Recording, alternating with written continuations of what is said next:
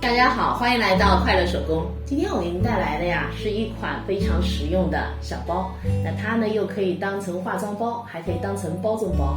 这款包非常的经典，它呢是有两个独立的夹层，那这两个独立夹层呢中间还夹着这样子的一款小包哈。我们包里的东西大大小小的呢非常的多，这样子呢就可以分类进行收纳了。包口的一份长拉链一直到这儿，所以包口的开合呢就非常的大。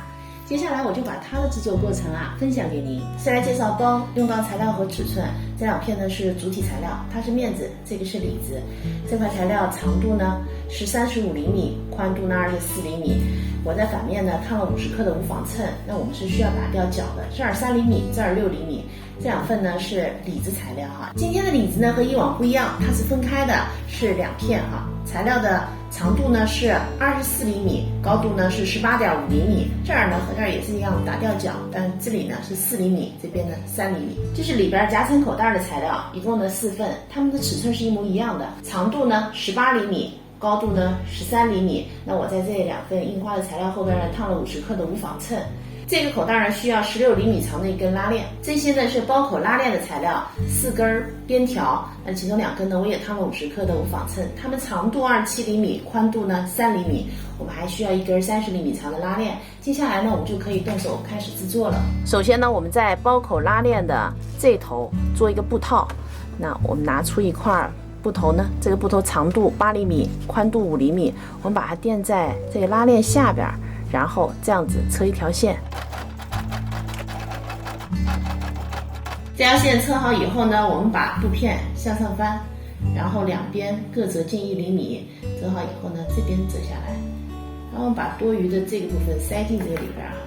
塞好以后呢，是这样子的侧边哈。然后我们这样子车一个框，那拉链的另一头呢，我们需要折叠一下，折成一个方形，这样折下来，然后把这个边呢翻上去，在这儿车条线把它给固定住。现在拉链两头呢我都处理好了，接下来我们做上拉链边条哈。我们拿出边条的一份材料，做之前呢把它向反面烫进1厘米，然后这条边和这儿对齐，然后搁上一片里子，我们这样子车一条线，那拉链的另一边呢也是这样子固定上另外2根边条。这条线车好以后呢，我们把这个布条翻下来，然后这样子车一条窄边。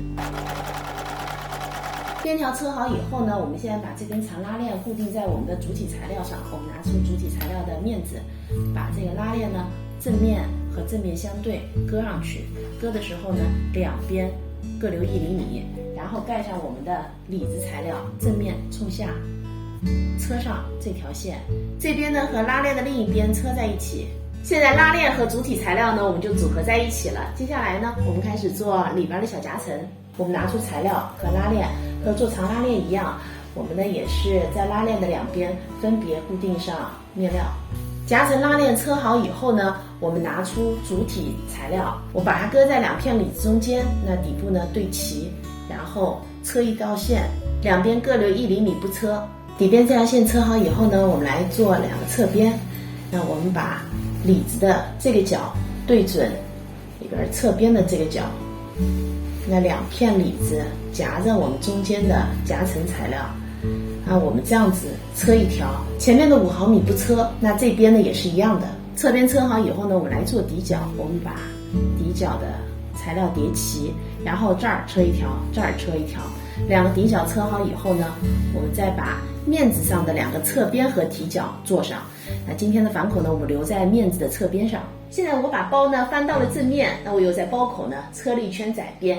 今天的反口呢是留在外边的，和以往是不一样的哈，因为今天里边的夹层呢做起来比较复杂，那留在里边就更难做了。这期视频内容就是这些了，感谢您花宝贵的时间来看我的视频，记得要帮我点赞哦，咱们下期再见。